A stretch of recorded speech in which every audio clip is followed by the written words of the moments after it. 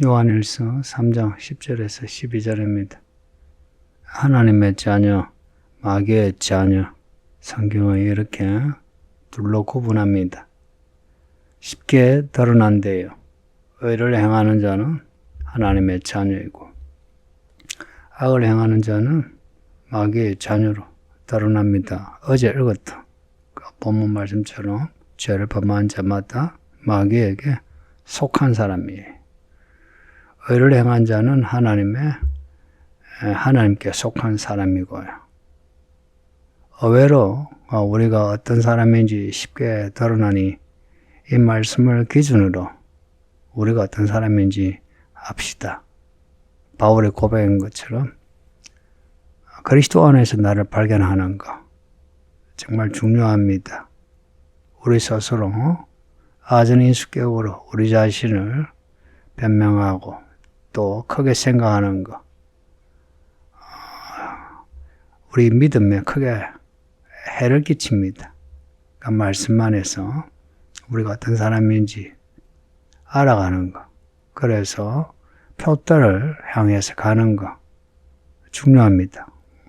교회 오래 다녀도 변화가 없는 이유 사람을 얻지 못하는 이유 다 표대 없이 믿음 생활을 해서 그렇습니다. 나름은 열심히겠죠. 이것도 하고 저것도 하는데. 근데 하나님의 이야기는 쫓아가지 못해요. 성경을 읽으면 하나님은 하나님의 계획을 가지고 그 계획을 이루시는 분이십니다. 그 이야기에 동참하지 않으면 열매가 없습니다. 우리의 믿음이 단편 되지 않도록 항상 하나님의 이야기에 집중해서만 합니다. 그렇다고 하나님의 이야기를 지식으로 다 파악하고 가야 된다. 이건 아니고요. 오늘 우리에게 주시는 말씀, 거기에 순종하면 됩니다. 내가 성경을 읽고 또 이런 설교를 듣죠. 이게 하나님이 주시는 말씀입니다. 이것에 내가 순종하는 거예요. 순종하는 이게 의를 행한다 하는 겁니다. 왜냐? 이 말씀이 의로운 말씀입니다. 이 말씀의 의로운 말씀의 핵심이 뭐냐? 사랑입니다. 형제를 사랑하는 겁니다. 그 의를 행하는 거, 의를 행하지 않고 악을 행하는 거, 이걸 사랑으로 구분하고 있습니다. 그래서 11절에 우리는 서로 사랑하는 거, 사랑하라는 겁니다. 이게 우리가 처음부터 들은 말씀이란 거예요. 창세기에 보면 아담과 하와가 나오잖아요. 아담의 하와를 봤을 때 처음 했던 말이 참 놀랍지 않습니까? 내 뼈 중에 뼈요 살 중에 살이라. 얼마나 사랑했으면 그런 말을 하겠습니까? 부부간만 아니라 이웃간에도 사랑하는 겁니다. 우리는 서로를 자신의 몸처럼 사랑하는 겁니다. 이게 하나님의 자녀의 모습이에요. 제가 자주 말씀드리지만 우리가 자라면서 겪은 일들로 인해서 부모를, 형제를, 누군가를 미워한다. 우리의 믿음이 아직 덜 된 겁니다. 우리가 어떤 상처를 입어서도 하나님이 우리를 사랑하셔 여기까지 왔으면 그 사랑 입은 자처럼 미움을 없애고 사랑할 수 있어야 합니다. 어떻게 사랑할 수 있느냐 하는데 누군가 나를 위하여 죽었다 생각해 보세요. 그러면은 그 사랑에 감동 입지 않겠습니까? 감동하면은 미워하는 마음이 눈 녹듯이 그렇게 녹죠. 미워한 사람은 억지로 사랑해야지 그렇게 해서 사랑해지지는 않죠. 하나님의 사랑에 내가 감동할 때에 누군가를 미워하는 마음이 상처받은 그 마음이 녹는 거죠.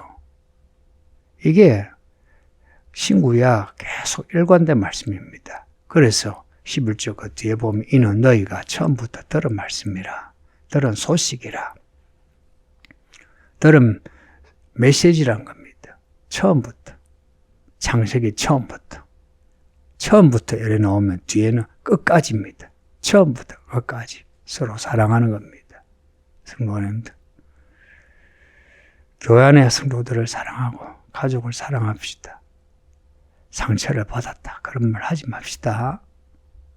생각해 보면은 상처는 상처일 수 있죠. 미워할 수 있죠. 근데 우리가 예수님께 상처를 준 거, 예수님이 우리에게 주신 사랑 이런 거 생각하면 상처는 우리가 받은 상처는 세 발의 피도 안 되죠.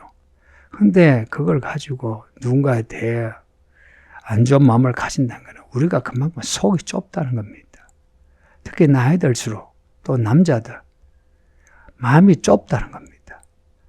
바울이 고린도 교회 보낸 편지의 그 내용처럼 이 말씀을 받아들이려면 마음이 넓어야 돼요. 마음을 넓혀 말씀을 받아들여 행동해야 합니다. 12절에 가인같이 하지 말랍니다. 가인같이 하지 말라. 그 가인이 누군지 아시죠? 아벨을 죽인 아벨의 형입니다. 형이 동생을 죽였어요. 이유는 미워했어요. 하나님이 아벨의 제물은 받으시고 가인의 제물은 받지 않으셨다는 겁니다.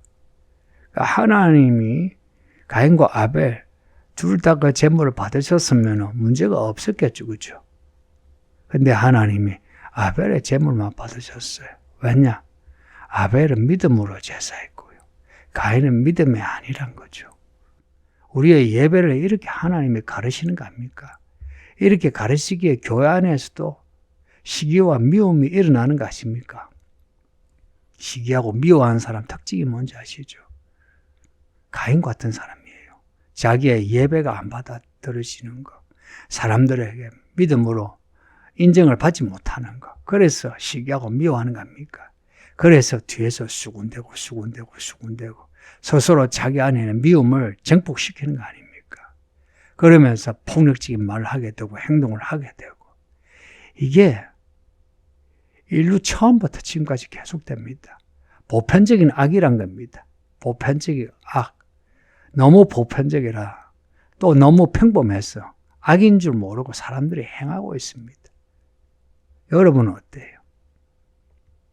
가인같이 하지 말라. 그건 악한 자에게 속하여. 여기 악한 자는 앞에 나왔던 흉악한 자, 악한 자, 마귀입니다. 마귀에게 속하여. 마귀에게 속한 사람은 마귀 짓을 하죠. 아우를 죽였으니. 어떤 이유로 죽였느냐? 자기 행위는 악하고 그의 아우의 행위는 의로움이라. 12절에 이 마지막 이 구절을 꼭 기억하세요. 악의 본질을 말씀하고 있습니다. 악의 본질이에요. 어떤 이유로 죽였느냐? 자기의 행위는 악하고 그의 아우의 행위는 의로움이라. 악은 의를 시기하고 미워합니다. 그리고 모든 죄는 악합니다. 성도님들, 우리가 하나님의 자녀로 의로운 행위를 하지 않으면 우리도 모르게 가인처럼 의인을 미워합니다. 어떻게 했든지 미워해서 미워하는 행동을 하게 됩니다. 그래서 인생이 무너지는 겁니다. 가인같이 하지 말랍니다. 마귀에게 속한 자가 된답니다. 오늘 우리는 누구에게 속했는지요. 우리가 누구에게 속했는지를 알기 위해서 이 말씀을 읽어야 하고 말씀 안에서 우리를 발견해야 합니다. 말씀을 읽지 않고 듣지 않으면 우리가 어디에 속했는지를 몰라요. 어디에 속했는지 모르기 때문에 자신을 의인이라 여기고요. 하나님의 사람이라 여기고요. 그러면서 하나님의 사람을 죽이고 하나님의 의를 방해하는 겁니다. 성도님들, 오늘 우리 자신이 어디에 있습니까? 이미 우리는 우리 자신을 드러내었다 하는 것에 잊지 마시고 우리가 악을 드러낸 것에 대해서 그 죄를 행한 것에 대해서 회개하고 하나님의 의를 행하는데 열심히 됩시다. 불편하고 손해보고 억울해도 하나님의 말씀대로 사는 거 합시다. 시기하고 미워하지 마시고 엎드려 겸비하며 왜 나는 기도가 응답이 안 되지? 왜 나는 사람들이 나를 인정하지 않지? 왜 나는 열매가 없지? 그 이유를 알아가야죠. 왜 나만? 이렇게 하면 곤란합니다. 기도하겠습니다. 아버지 하나님 감사합니다. 요한일서를 이렇게 하시네. 잘 읽고 가인같이 하지 말고 아벨처럼 믿음의 제사 드리게 하시고 예수님처럼 하나님의 말씀에 끝까지 죽기까지 순종하는 의로운 사람이 되게 해 주소서. 예수님 이름으로 기도합니다. 아멘.